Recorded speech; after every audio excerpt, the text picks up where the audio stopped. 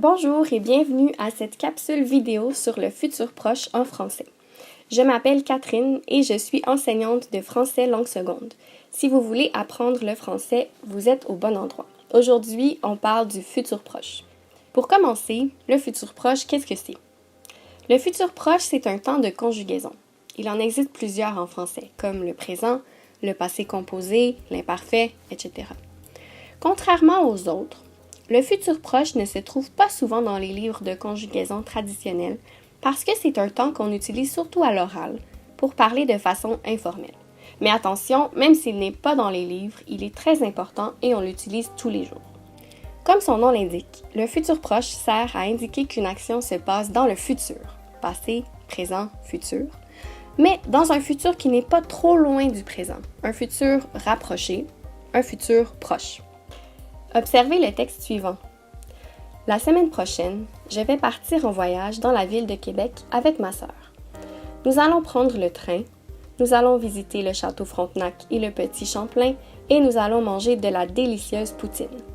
Ma sœur va acheter des souvenirs pour nos parents et moi, je vais prendre beaucoup de photos. J'espère qu'il va faire beau. Dans le texte, la majorité des verbes sont conjugués au futur proche. Remarquez-vous quelque chose de spécial? Eh bien, en gros, pour conjuguer au futur proche, ça prend deux verbes. Le premier verbe est le verbe aller, conjugué au présent de l'indicatif. Un petit rappel ici, je vais, tu vas, il va, nous allons, vous allez, elles vont. Ensuite, on ajoute le deuxième verbe, le verbe principal, celui qu'on veut exprimer au futur. On l'ajoute sans le conjuguer, c'est-à-dire à l'infinitif, comme dans les exemples ici. Je vais partir, nous allons prendre, nous allons visiter, nous allons manger, ma sœur va acheter, je vais prendre, il va faire. Autrement dit, si je veux transformer une phrase au futur proche, par exemple, aujourd'hui, je lis le journal. Demain, je commence par trouver le sujet. Ici, je. Je conjugue le verbe aller au présent, je vais, et j'ajoute le deuxième verbe à l'infinitif, lire. Demain, je vais lire le journal. Voilà! Qu'est-ce qui se passe maintenant si on veut faire une phrase négative? Reprenons notre exemple précédent. Aujourd'hui, je lis le journal.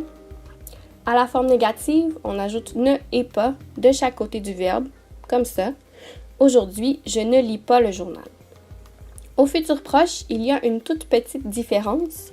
On va ajouter ne et pas de chaque côté du verbe conjugué. Donc, de chaque côté du verbe aller. Comme ça, demain, je vais lire le journal. Demain, je ne vais pas lire le journal. C'est aussi simple que ça. Donc, c'était ma capsule sur le futur proche. Je vous invite à regarder les liens dans la description plus bas. Vous allez y trouver un petit rappel de ce qu'on vient de voir dans cette vidéo et un exercice pour vous pratiquer à utiliser le futur proche. Merci beaucoup pour votre écoute. N'hésitez pas à me laisser vos commentaires ou vos questions.